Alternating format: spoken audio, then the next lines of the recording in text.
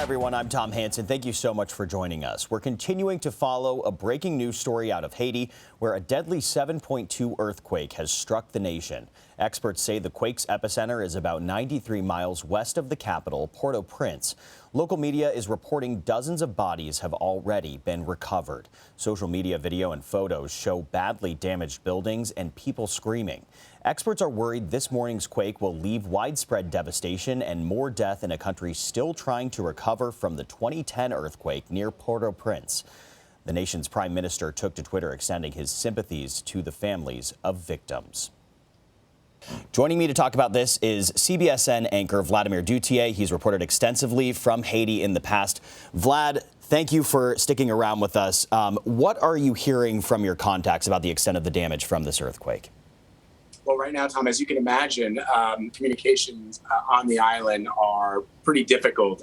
People in the wake of an earthquake like this, any kind of natural disaster, when it hits Haiti, a country that is extremely poor, has poor infrastructure, it's very, very tough to get any kind of communications with people who might be able to provide sort of on the ground detail as to what's happening. And of course, many times when you are able to get in contact with somebody, the most important thing on their minds at that moment is saving themselves, saving their loved ones, saving and helping their friends and their neighbors. But from all the reports that we're seeing on social media, including some video images that were shared by Laurent Lemaitre, who's the former prime minister of Haiti, it looks pretty bad. It's hard to tell if it's as bad as what we saw back in 2010. That earthquake, which actually registered a little slightly lower on the Richter scale than according to the reports I've seen of this one, 7.2. That one was about a 7.0 magnitude earthquake. It's hard to know in the hours and even in the days after something like this, just how devastating the destruction is, because as people start to become aware, as reports start to filter out of the country, you then get a true sense of what is happening on the ground. But if we go by the experience of what we saw, what we witnessed, what we reported from back in 2010, the devastation will be absolutely horrific. We saw massive crush injuries, people who were basically flattened inside their homes when roofs collapsed, and cars that were crushed in the street from falling debris. It was unlike anything many of us had ever seen. And here we are, just about a few months away from the anniversary of that devastating earthquake in 2010, seeing something like this again. I never thought I would actually see another earthquake register at the same level on the Richter scale that I saw back in 2010.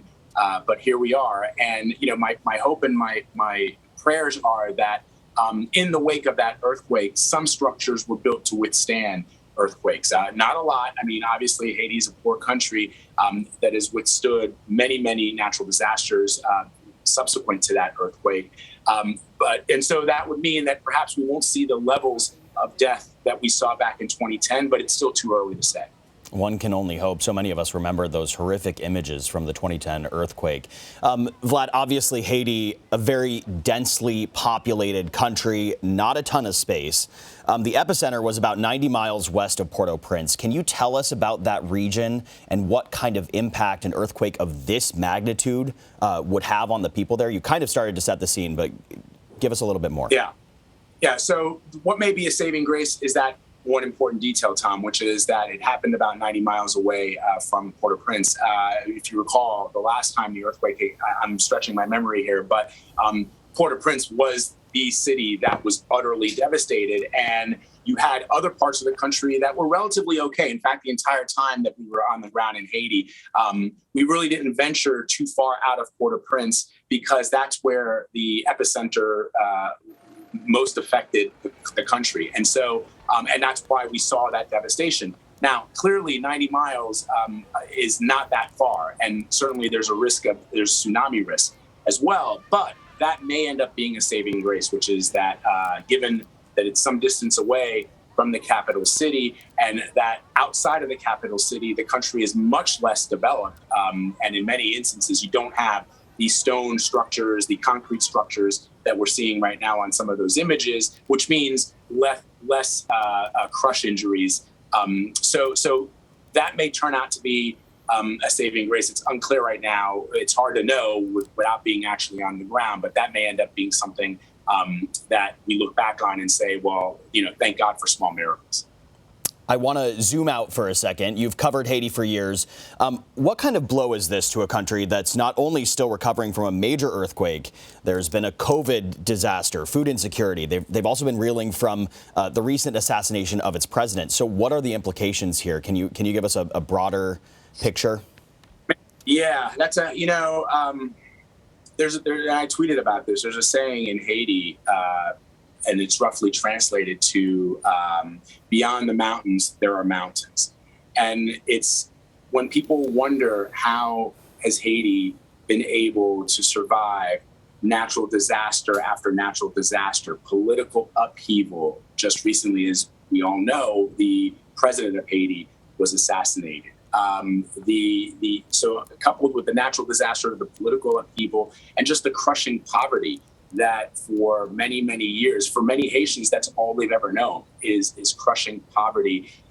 And yet, through all of that, through all of those trials and tribulations, there's a grace under pressure that is unequal on planet Earth. I've never seen it anywhere else. And I've been to some 30 countries in my lifetime and reported from many of them. I've never seen the grace under pressure that is exhibited by Haitians in times like this, in times of national distress.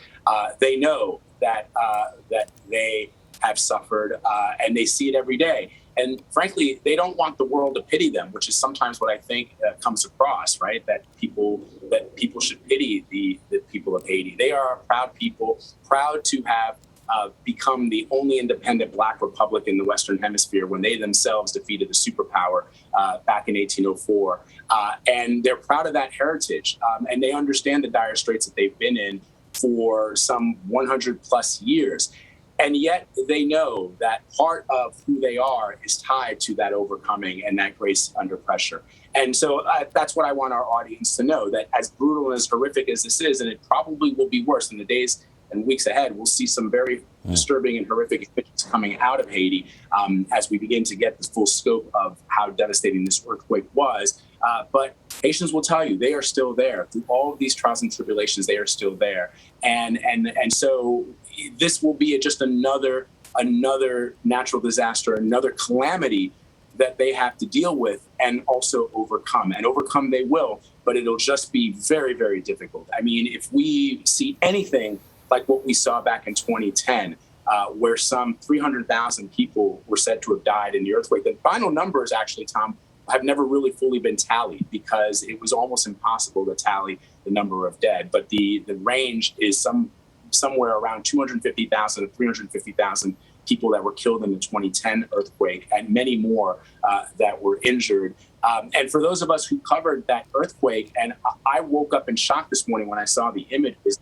I can only imagine for those who survived and those who lived through the 2010 earthquake, what they're feeling right now. Tom? Well, our thoughts are certainly with the people of Haiti and their resilience. Vlad, as always, thank you for your insight. We appreciate your time.